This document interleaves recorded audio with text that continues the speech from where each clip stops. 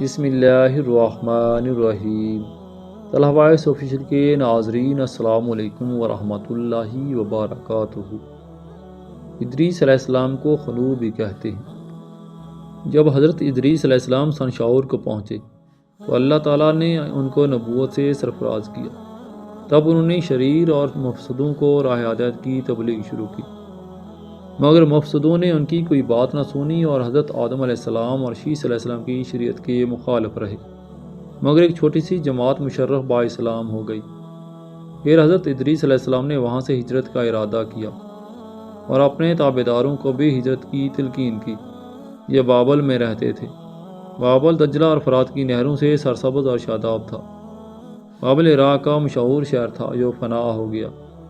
لوگوں کا جی نہ چاہتا تھا کہ اس بہترین علاقے کو چھوڑ کر جائیں، لیکن حضرت ادریس علیہ السلام نے لوگوں کو تسلی دی کہ اللہ تعالیٰ کی رحمت وسیع ہے، اس کا نعم البدل ضرور عطا فرمائے گا۔ تم ہمت کرو، خدا کے حکم کے سامنے سر جھکاؤ۔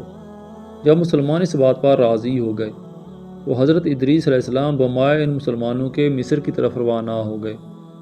مسلمانوں نے رود نیل کی سرزمین کی شادابی دیکھی تو بہت خوش ہو گئے۔ پھر حضرت ادریس علیہ السلام نے فرمایا کہ بابلیو، یہ تمہارے بابل کی طرح شاداب مقام ہے، کوئی بہترین جگہ نیل کے کنارے منتخب کر کے ٹھہر جاؤ۔ حضرت ادریس علیہ السلام نے مصر میں بھی خدا کے احکام جاری کرنے شروع کر دیے، اور حضرت ادریس علیہ السلام ہر قسم کی زبان بھی جانتے تھے اور لوگ بھی مختلف زبانوں والے تھے۔ حضرت ادریس علیہ السلام نے دین الہی کے علاوہ سیاست اور شہری زندگی کے طریقے تعلیم فرمائے اور ہر فرقہ سے طلباء جمع کیے اور ان کو سیاست اور ان کے اقوال و اصول بھی سکھائے۔ جب یہ طلباء کامل ماہر بن کر اپنے قبائل کی طرف لوٹے تو انہوں نے شہر اور بستیاں آباد کی، مدنی اصولوں پر بسایا۔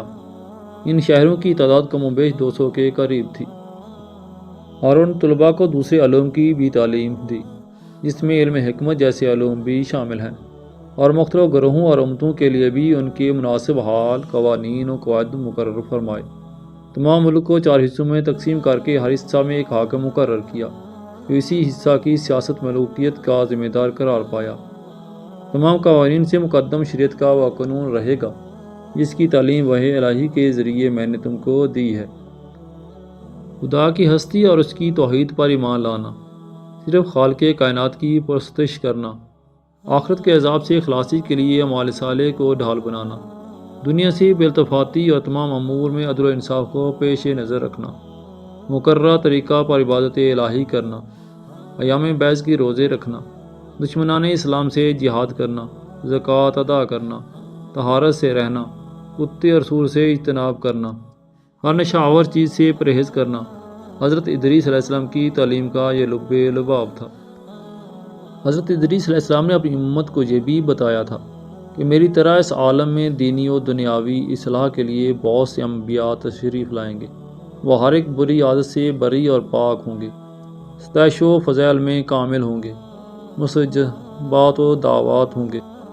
حضرت ادریس علیہ السلام کا حلیہ یہ تھا: رنگ مبارک گندم، قدر و قامت پورا اور سر پر بال کم تھے، خوبصورت چوڑے مونڈے اور مضبوط ہڈی، دبلے پتلے سرمگیں چمکدار آنکھیں، گفتگو باوقار، خاموشی پسند، سنجیدہ نظر نیچی، انتہائی فکر و غوض کے عادی، غصہ کے وقت غضبناک، باتیں کرتے وقت شہادت کی انگلی سے بار بار اشارہ کرنے کے عادی تھے۔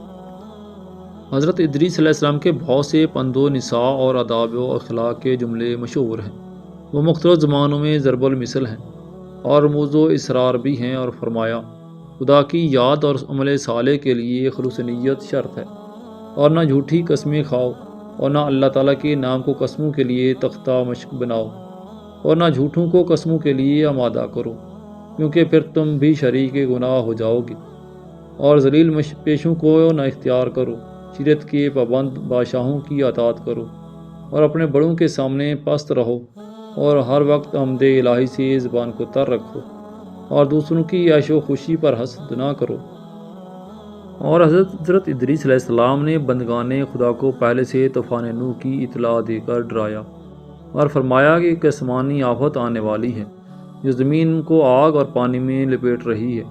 یہ واقعات مختصر طریقے سے بیان کیے گئے ہیں۔ آپ کی عمر مبارک 42 سال تھی۔ حضرت ادریس علیہ السلام حضرت نوح علیہ السلام کے پردادے تھے۔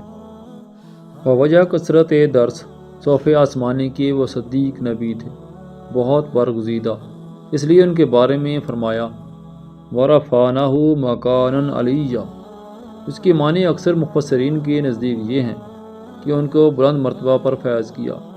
وہ رافت منزلت مراد لیتے ہیں، جیسا کہ حضور نبی کریم صلی اللہ علیہ وسلم کی نسبت آیا ہے وَرَفَعْنَا لَكَ ذِكْرَكَ۔ اور ایک گروہ یہ کہتا ہے کہ اس کے معنی یہ ہیں کہ ان کو بلند مکان میں اٹھایا۔ پروردگار عالم نے بعض کے نزدیک زندہ آسمان پر بلایا اور جنت میں داخل کیا، اور بعض کے نزدیک صرف آسمان پر بلایا اور زندہ آسمان پر ہیں۔ حضرت ادریس علیہ السلام پر 30 صحیفے اترے تھے اور بہت علوم اور صنعتیں ان کے ہاتھوں ایجاد ہوئیں۔ حضرت ادریس علیہ السلام حضرت نوح علیہ السلام کے اجداد میں سے ہیں اور حضرت نوح علیہ السلام سے 1000 سال پہلے گزرے ہیں۔ قلم سے لکھنا اور کپڑا سینا انہوں نے ایجاد کیا۔ ان سے پہلے عموماً جانوروں کی خال لباس میں استعمال کرتے تھے، اور سب سے پہلے ناپ تول کے طریقے اور اسلحہ کی ایجاد بھی آپ علیہ السلام نے شروع کی تھی، اور آپ علیہ السلام نے اسلحہ تیار کر کے بنو قابیل سے جہاد کیا۔ معزز سامعین کرام، امید ہے ویڈیو آپ دوستوں کو پسند آئی ہوگی۔ ویڈیو کو لائک اور شیئر کر دیں، اور اگر آپ ہمارے YouTube channel Talha voice official پر نیو ہیں تو چینل کو سبسکرائب کر دیں اور ساتھ لگے بیل آئیکن کو پریس کر دیں تاکہ چینل پر آنے والی تمام ویڈیو کا نوٹیفیکیشن آپ کو مل سکے۔ اللہ تعالی ہم سب کا حامی و ناصر ہو، آمین یا رب العالمین۔